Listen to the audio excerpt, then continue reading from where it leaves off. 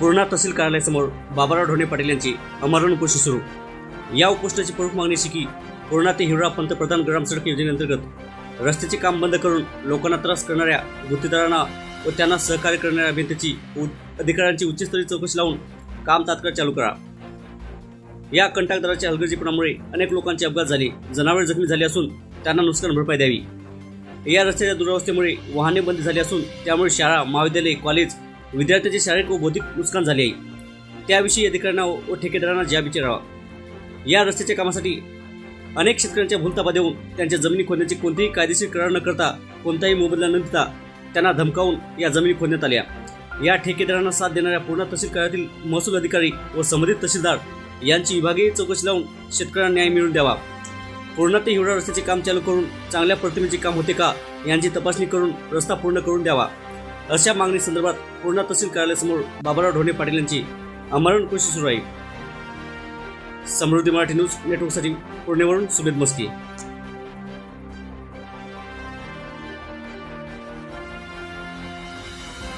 कमी 1.5 ते 2 वर्षापासून चालू आहे आणि त्या रस्त्यावर शाळा आहेत, आरोग्याचा प्रश्न आहे आणि जागोजाग गिट्टी उघडी पडलेली आहे। गिट्टी उघडी पडली असल्यामुळं पेशंटला नेणे आणण्यासाठी एवढा त्रास होत आहे, विचित्र भयानक त्रास होत आहे। त्याच्यामुळे लवकरात लवकर बांधकाम विभागानं लक्ष घालून काम सुरू करून द्यावं। वयस्कर नागरिकांना तर अक्षरशः त्या पूर्ण शहरासाठी येण्यासाठी येताच येत नाही त्या रोडवरून। त्याच्यामुळे एवढा त्रास होत आहे की वसमत, नांदेड वगैरे तिकडे जावं लागतं आहे। हे रस्ता पूर्णपणे मणक्याचा आजार, आरोग्याचे वेगवेगळे आजार असल्यामुळे पूर्णेला येण्यासाठी जे रस्ता आहे तो मेन रस्ता आहे, पण त्या रस्त्यावरून वाहतूक करताच येत नाही वयस्कर लोकांना। गर्भवती महिलांना तुम्ही कसे नेता? गर्भवती महिलांना पर्याय म्हणून नांदेड किंवा वसमतलाच न्यावं लागते, अक्षरशः इकडे येताच येत नाही। 1 ते 2 वेळेस तसा प्रश्न आलेला आहे।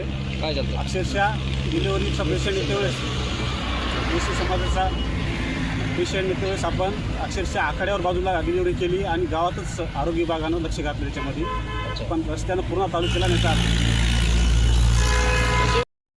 हे पांगरा म्हणजे हिवरा ते पूर्णा हा 12 किलोमीटरचा रस्ता आहे। सदरी रस्ता हा मला वाटतं लातूर येथील देशमुख कॉन्ट्रॅक्टर आहेत त्यांनी सुरू केलेला आहे। सुरुवातीला अतिशय जोरात काम सुरू केलं आणि एक भूतथाप दिल्यासारखी दिली लोकांना।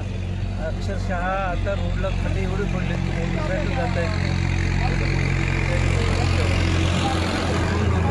राहिले आणि शाश्वत शेतकऱ्याला जाणं येणं करणारा एवढा रस्ता खराब झाला, पण तो कॉन्ट्रॅक्टर इकडे येतही नाही आणि बघतही नाही, फोन लागत नाही। संबंधित यंत्रणेला विचारलं तर ते सांगतात की आज होणार आहे, त्याच्यावर दंड लावलेला आहे वगैरे वगैरे। परंतु या पिरियडमध्ये यावेळेस इतका अतिशय घाण रस्ता आणि रोजची रहदारी एवढी आहे रस्त्यानं, ह्या ताबडतोब दुरुस्त करण्यात यावा म्हणून आमचे जे बाबारावजी ढोणे मंगेश साबळे युवा मंचचे कार्यकर्ते आहेत ते सातत्यानं त्याच्या मागं पाठपुरावा करायला ते आमचेच आहेत। आमच्या पैकीच प्रतीक म्हणून ते आज इथं बसलेले उपोषणाला, शेवटचा पर्याय म्हणून ते उपोषणाला बसले आणि म्हणून त्यांना एक संपूर्ण आमच्या गावाचाच नाही तर सगळ्या 6 गावचा संपूर्ण पाठिंबा आहे, 5-7 गावचा सगळ्या पूर्ण पाठिंबा आहे। आणि जोपर्यंत हा रस्ता सुरू होत नाही तोपर्यंत आम्ही आळीपाळीनं त्यांच्याबरोबर पाठवून सगळे लोक उपोषणाला बसणार आहेत। तरी आमची शासनाला, विशेषतः तहसीलदार साहेबाला अशी विनंती आहे की ताबडतोब आपण तो G9 प्रश्न आहे, अतिशय जिव्हाळ्याचा प्रश्न आहे, लोकांच्या दैनंदिनचा प्रश्न आहे। भाजीपाला आणतात लोक, मोटरसायकल होतात, लहान मुलीला घेऊन ट्युशनसाठी शाळेला येतात, ह्या सगळा रस्ता कोलॅप्स झालेला आहे। आणि शेवटचा पर्याय म्हणून एक बाबाराव सरकारी त्या यायला भेटला आहे, त्यांना आमचा संपूर्ण पाठिंबा आहे आणि ताबडतोब तो उपोषण तहसीलदार साहेबांनी येऊन काम सुरू करून देऊन त्वरित त्याची दखल घेण्यात यावी अशी आमची शासनाला विनंती। बरोबर आहे साहेब, कसं आहे की कुठलंही म्हणजे तो एवढा लबाड गुत्तेदार आहे, शेतकऱ्यांना काही माहीत नसते याच्यातलं। काम चालू व्हायला की त्यांना काय म्हणते की म्हणजे राष्ट्रीय महामार्गाचं काम आहे, पंतप्रधान ग्राम सडक योजनेचं। याच्यामध्ये आपण काय करू की तुमचं आम्ही सगळं व्यवस्थित ॲग्रीमेंटेड करू, काम चालू होऊ द्या। चालू झाल्याच्या नंतर मग ते काय करते की निघून जाते त्या मुनिमाला सांगून आणि तिथं खोदकाम चालूच राहते, त्याचे फोनं लागत नाहीत आणि त्याच्यानंतर लक्षात येते की ते तहसीलदारांनी त्या गोष्टीकडे पूर्ण दुर्लक्ष केलेलं आहे। आम्ही इथं येऊन चक्रा मारतोय की बाबा आमच्या त्या जमिनीचं जे खोदकाम झालं त्याच्या रॉयल्ट्या वगैरे भरलेल्या आहेत का, कोणी काही थांग पत्ता नाही कशाचा कशाला, सगळे डोळे झाक करतायत आणि चिरीमिरी घेऊन हे लोक सुद्धा शांत बसलेले आहेत. शेतकऱ्याची नव्हे हे पूर्ण याच्यामध्ये त्यांनी माती केरून टाकलेली आहे. आज आपण तिथं गेलो तर प्रत्येक एकही पावती फाडलेली नाही आहे. त्याने म्हणते की शासनाचं काम आहे, शासन यांना म्हणत नाही. अहो एक तहसीलदार आहे इथला, तहसीलदाराला एवढं माहीत होतं की एखाद्याच्या जर घरात भर टाकायची, एक ट्रॅक्टर जर उपसायचं म्हणलं तर याला 2 मिनिटात माहीत होतं. याचे कर्मचारी तिथे येतात आणि विचारतात की तुम्ही खोदकाम कसं काय करायला. मग एवढ्याला जमिनी खोदून एवढ्याला खोदकाम होतं तिथं, तर हे त्यावेळेस का लक्ष देत नाहीत. आमचं म्हणणं तेच आहे. आणि उलट तहसीलदार म्हणतो की तुम्ही आम्हाला विचारलं काय.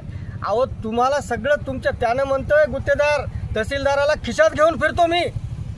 काय करणार आहे गरीब शेतकरी, कुठे जाणार आहे साहेब मला सांगा, कुठे जाणार आहे शेतकरी.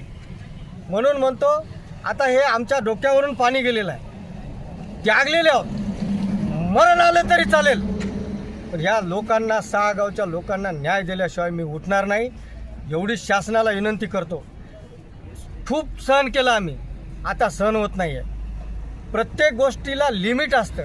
अहो तो गुत्तेदार काम करा म्हणलं तर धमक्या देतोय, इंजिनियर काम करा म्हणलं तर धमक्या देतोय. अरे तुमच्याकडं पैसे असतील, पैशाचा माज असेल तुमच्याकडं, जिगर आहे आमच्याकडं, मेलो तर चालेल, पण तुमचं दूध का दूध, पाणी का पाणी केल्याशिवाय राहणार नाही, एवढं वचन देतो.